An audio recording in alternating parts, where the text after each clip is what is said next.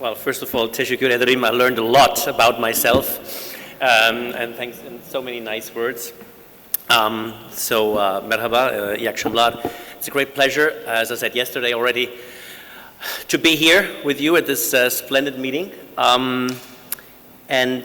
So I was asked by Faiza to, be part of a fierce debate with my dear colleague and friend Dost Önger. So I'm not a belligerent person, and I think I also try to, in my research, to follow an approach that is not very controversial. I mean, I try to accommodate most opinions, and I think in our field of psychiatric genetics, we can't really be yes or no, black or white. So I don't know whether this debate will turn out as a debate. I don't know. We'll see. I just want to make a few points. So apparently the topic here is what does psychiatric genetics promise to clinicians? Are we rowing up the stream? So, and apparently I was supposed to say, no, we are not rowing up the stream, and Dost was supposed to say, yes, we are rowing up the stream. So, but then the question is,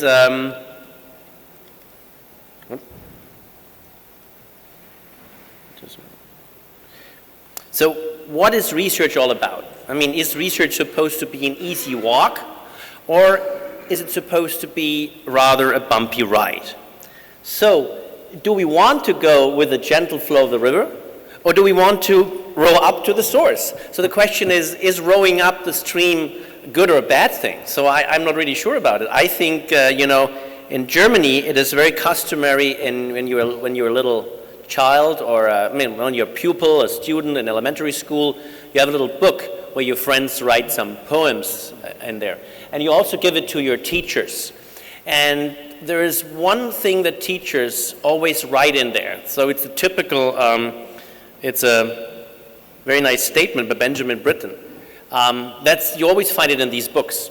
Learning is like rowing against the stream. As soon as you stop, you drift back. So just to set the stage here, whether rowing up the stream or down the stream is good or bad, I don't know. I think you can have it both ways, maybe. I don't know. I think I was taught to row up the stream, just to put it that way.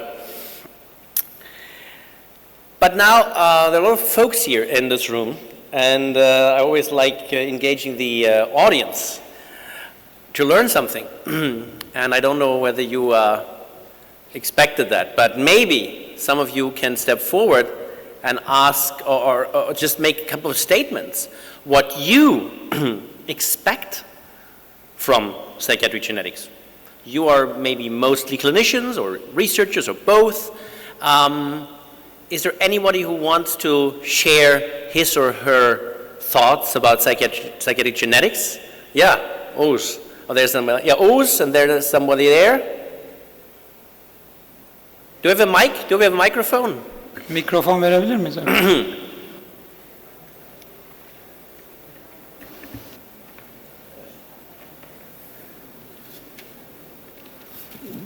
Yeah, I will say it in Turkish, so you can.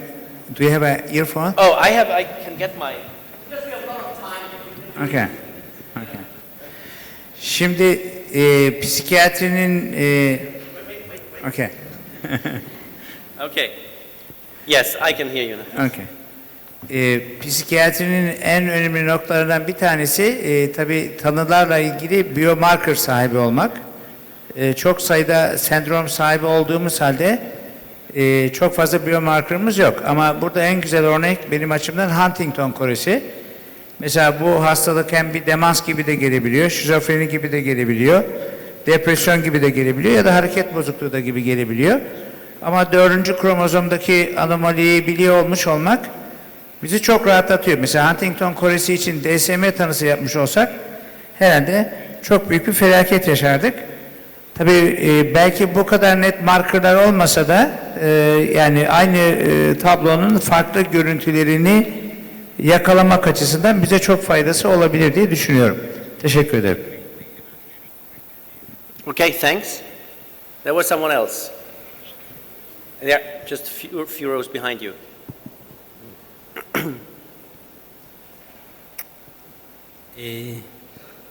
Sayın Schulz, sadece tanı koymada değil de genetikten, sadece tanı koymada değil de prognozu öngörmede, tedaviye yanıtı öngörmede faydalanmak mümkün mü? Belki beklentimiz daha çok tanı koymadan çok sanki seyri belirlemede bir biomarker bulabilir miyiz veya genetik bir belirteç bulabilir miyiz? Okay, Tajir. Someone else? There? This lady?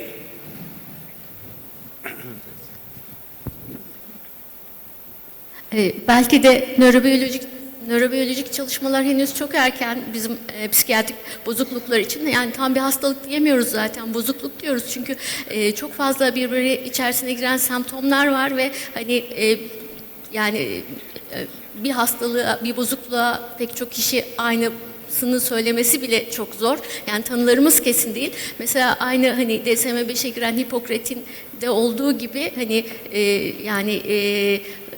belki hani yeterince net bir tanısal sınıflandırma ve nörobiyolojik altyapısını bulduktan sonra ancak genetik bir şey söyleyebiliriz. Çünkü şu an genetikten bir şey beklemek için hala erken gibi geliyor bana. Okay. Anyone else? Yeah, there's.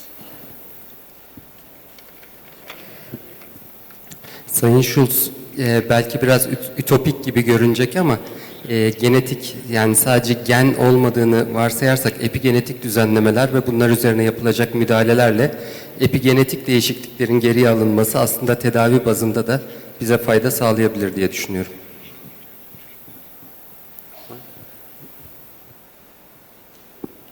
There's one more question there.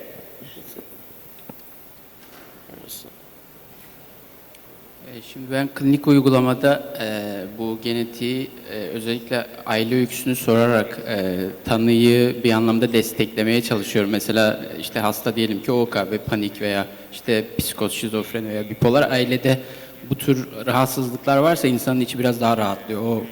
O tanıyı destekleyen bir şey diye kullanıyorum diye düşünüyorum. İkincisi, genetiği aydınlatmak, etiyolojiyi aydınlatmak açısından tabii ki çok faydalı olabilir. Yoksa hani tedavi ya da müdahale açısından zor diye düşünüyorum ama etiyolojiyi anlama açısından önemli. Bir de gelecekte belki tanıyı destekleme, yani çok objektif bir biomarker olarak tanıyı destekleme, %100 bu hastanın tanısı şudur ya da %100'e yakın budur şeklinde çok güzel bir tanı aracı olabilir diye düşünüyorum.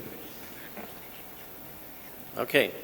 So let's take this question, and I think that would be it. Ben de sormak istiyorum. Mesela şizofrenide bir gen çalışıldı. Bu şizofrenide çalışılan genin başka bir hastalıkta çalışmayı düşünsek hangi sıralamayla? Mesela özellikle çocukluk çağı, otizm, DHB ya da diğer şeyleri de düşünülünce bu genleri hangi sıralamada ve hangi hastalıklarda düşünebiliriz? Teşekkürler. Okay. Anyone else? Okay. Well, thanks. Oh, now I have to. Thanks very much for these questions or answers or questions and statements. I think I don't want to. I won't answer now individually, but I think several of your remarks hit the target because that's what I'm going to talk about all these different kind of views and the biomarkers, usefulness, prognosis, overlapping disorders. And I think that will be epigenetics. That will be part of our debate here. So that was very enlightening because you really hit the point. So I ask you because I want to start a little bit discussing the expectation part. What do people expect from genetics, from psychiatric genetics? And I think here we have to distinguish different groups because doctors, clinicians, researchers, and the general public, patients, they have different agendas, they have different hopes, they have different educational backgrounds. So I just want to go through these different populations. So I think that when you talk about patients and the general public, you have kind of high expectations because people then when they hear about this, they want genetic research to directly benefit each and every patient. There's the hope that when you know the genes, you can do something about the disorder in question.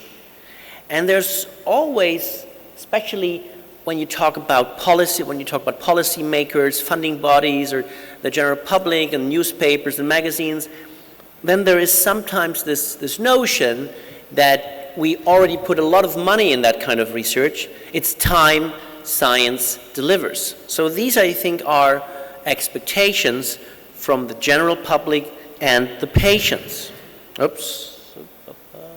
Yeah. Now, let's go a little bit further to the medical field.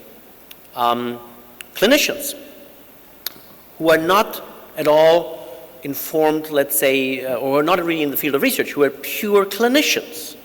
So and you uttered a couple of these things here. I think clinicians expect differential help for differential diagnosis through genetics. They expect treatment guidance. They expect outcome prediction. And especially they hope or they want tools to identify individuals at high risk for the development of preventive strategies. Now the third group, that's me, that's the researchers. So we have a different view of the whole thing, because we have been doing it for many, many years and have gone through many, many frustrations and, sometimes exuberance, but very often frustrations. So what we want is to establish genetic vulnerability factors. We are not necessarily looking for single genes or the genes. We think that genetic pathways, we think that what we actually are dealing with are genetic pathways that are very hard to be understood down to the level of each individual node in that pathway. So a node connecting these paths, that could be a gene, for instance. And in our field, when we are at our meetings, we more or less talk about statistical probabilities and genetic risks. We are not talking about one-to-one relationships between a gene and a phenotype. And of course, where we, I think, are very close to the other population, the other statements that I just showed here, is that we definitely do this research in order to be able, one time, to stratify patient groups for outcome prediction, response, and so forth. So, but what I want to show you with this is that I think there is what I would call an expectation mismatch. Because on one side, you have the clinician, the researcher, who has a lot of knowledge about what genetics can do and what genetics cannot do. Then you have maybe the patient who has high expectations, but not so much genetic knowledge, obviously. And the clinician is maybe, I actually think the clinician is not halfway, the clinician is more here, which is not, is not I can totally understand that. When I entered the field, I was here. I slowly came down here. So when you come out of medical school, you don't know anything about this. So, and then of course you have the social perception, you have the news, right? That sometimes come out with, they highlight a finding. And then of course, that's also the problem, sometimes we have a finding and we actually know that this finding, it's about statistical probabilities and things like that. But in order to get it published, you have to write the story in a way that is more appealing. And then maybe suddenly the news, there's a press release and it's being caught by a journal or a newspaper, and suddenly, it becomes a big story, which of course you like, but well, actually, personally, I wouldn't write it that way, but in order to attract funding and things like that. So I just want to show you that there is there's an expectation mismatch, and there's an interplay of all the important players here at stake. So what is my personal vision of psychiatric genetics for psychiatry? So we are here, right? We are in an era where we have psychiatric diagnostics and we have treatment, and I would like to consider treatment as usual. Where I would like to get to is, I would like to get to psychiatric diagnostics and treatment that is informed by genetics. So we have a starting point and we have a finish line. Now, ideally, it would be great if we could go a straight line, right? Well, that rarely works because sometimes there are mountains, sometimes there are rivers, and you have to go around it. But typically, you want to build a road that connects these 2 points in as close a straight line as possible. We don't want to have, we want to avoid all those erratic journeys to the right or to the left. That's not what we want to do. We want to get to that road, to that straight road, as best as possible. So let's start with one aspect of genetic research that has started to be of practical relevance to the clinician and the patient. And that is genetic testing. And you might have come across that because there are companies that target you as the consumer, or not as the consumer, but as the prescriber, so to speak. There are many, especially in America, and I don't know what the situation is here like, but I know, for instance, Spain, it's very popular now. There are commercial panels, genetic panels, marketed to psychiatrists and psychologists. And they typically deal with recurrent copy number variants. These are those this is that kind of variation in the genome that is not a single base exchange, not a single SNP, but it's basically a structural aberration where some part of the genome is deleted or duplicated or triplicated. So it's sort of kind of a structural aberration. Then the well-known cytochrome P450 story, and then serotonin transporter, length polymorphism. So these are commercial panels already marketed to the clinician with the stated objective that this will help improve treatment outcome. And also there are now also SNP arrays based on, some companies use these SNP arrays taking from genome-wide association studies. And then there are those things like that they are mixed SNP panels, CNV panels, some sequencing. These are all these companies that do these tests, for instance, for autism or intellectual disability. So there are several things that are already on the market. And you as psychiatrists, or especially in those countries in America, you as a psychiatrist are confronted with that, whether you like it or not, but this is being marketed and you need to know what's behind that. Let's go to a very simple example. I mean, that is the CYP story, right? We all have heard about that.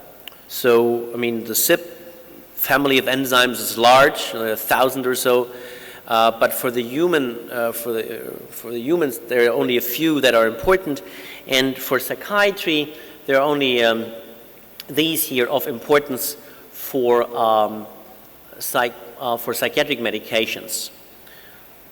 So the idea being here is that you can determine a metabolizer status of a patient by looking at the variation in these genes. You want to see whether somebody is a poor metabolizer. That means the drug will stay in the body for a longer period of time, so we've got to be careful and maybe lower the dose. And the other extreme, then you have the intermediate and the extreme metabolizer and the ultra metabolizer. So these are the ones where you might want to go up with the dosage because you don't see anything at the recommended dose because the drug is metabolized too fast. So there you have different profiles for the different medication, and this is like the pharmacogenetic differences between those different metabolizers. So that's what you do with this CYP system, right? And if you ask, and I did that, I asked basically a clinical pharmacologist at my university what he thinks about that.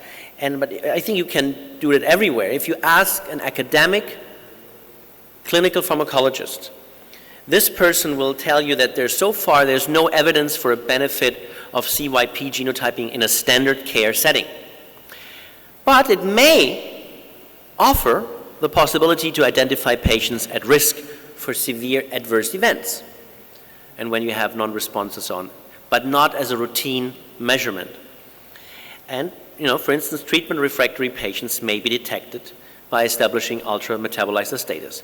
So I think this is a very balanced view, but it favors more the opinion that at that point the CYP thing is not really something that we should do on a routine basis. On the other side, you have a lot of pharmacogenetic testing in psychiatry that is going business. There are companies that use these CYP panels, or that add a couple of whatever SNPs from genome-wide association studies or other things. There are companies. I'm not involved in any of these, so I'm just presenting three of just want to show you here their web pages. So this is a company called Genomind. You have, so the suggestion is, so when you do that, when you use the tests, you will make sure that your patient has a very good response, and life will be a lot better, bright light, sunshine, life will be better after using the test. That's the same for this company, Assurex. I know people there, pretty bright people, and but of course they are marketing, that's what they do, and they should do that. That's their business. But again here, when you do these tests, then your patients will be like this. So that's basically that's what's sort of insinuated. That's what, is supposed to be in your mind, and especially in your patients' minds when they come to you. And another company, that's from Spain, the same. It's always like, outside, blue sky, sunshine, pretty soothing environment. So that's how these tests are being marketed. And that, of course, is in stark contrast to what I just said about what academia would tell you about. So just to show you, I just want to show you where we stand, where we have these two poles. And so the idea of these companies is that you get a printout, a readout, after you have taken a DNA sample, just a buccal swab, or just saliva spit. And then you will send that in, and you will get a report, and it says, these drugs used with caution, these you can use as directed, and these you shouldn't use at all. So this might sound now very negative.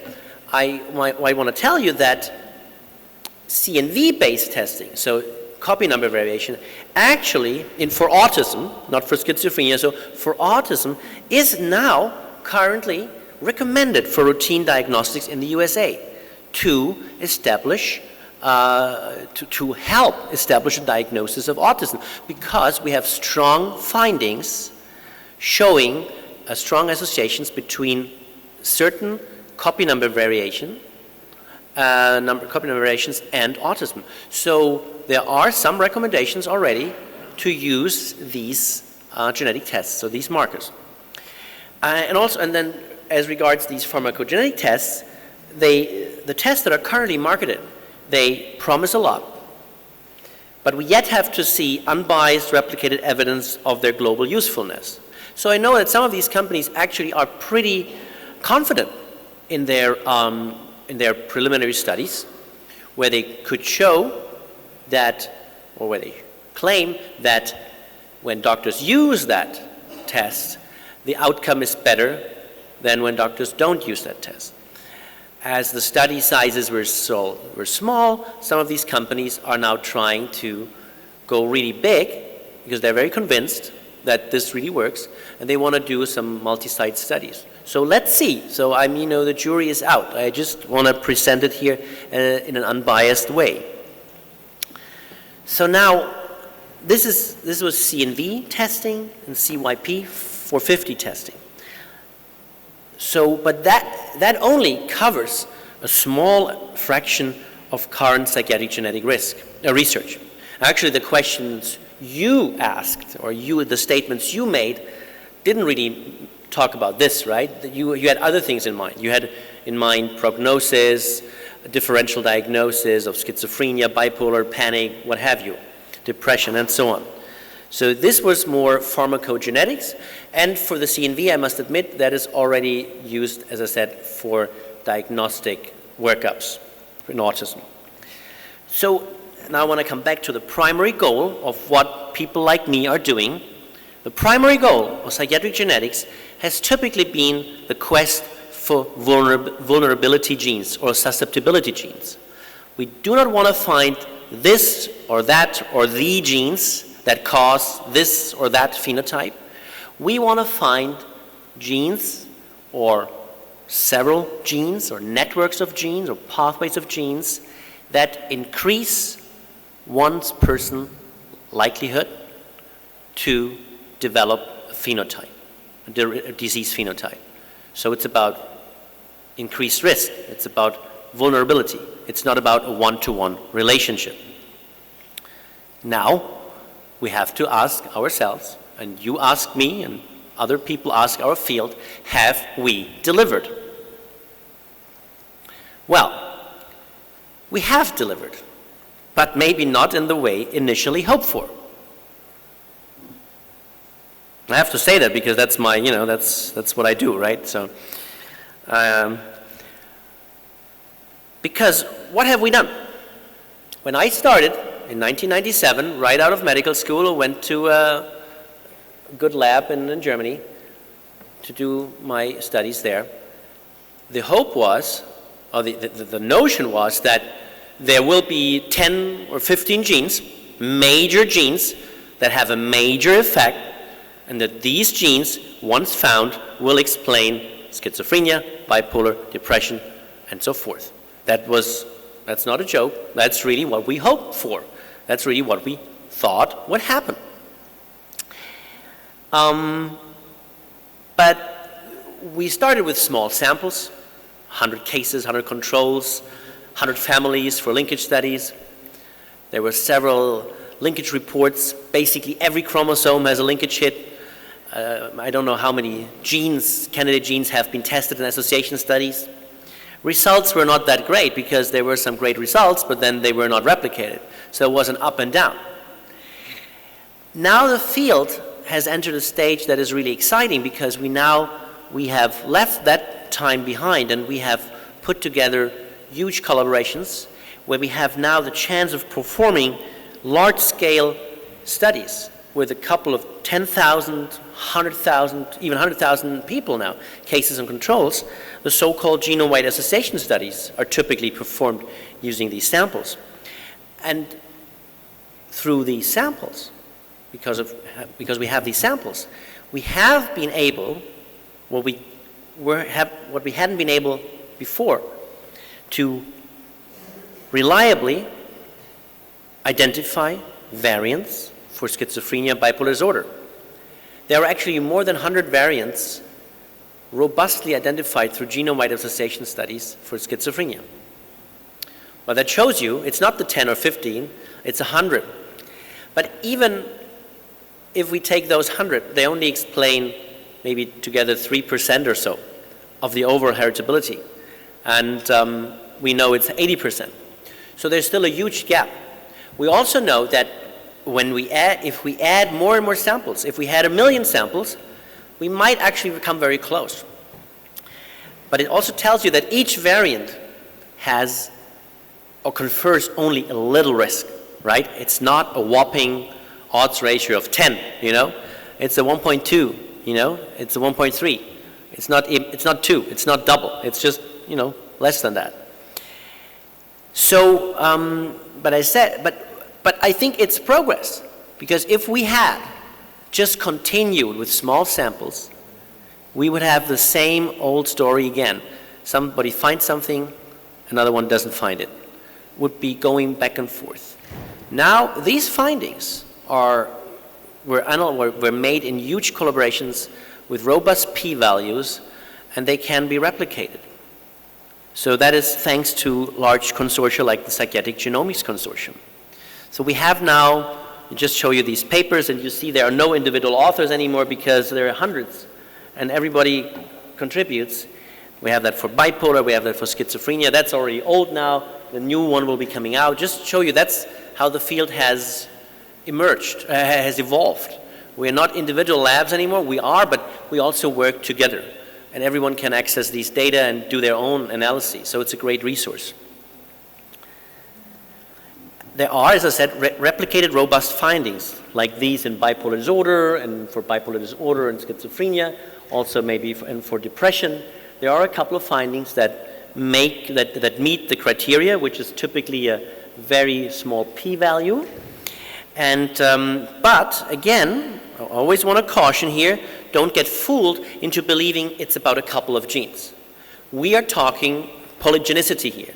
It's not only these, it will be 100 or 1,000.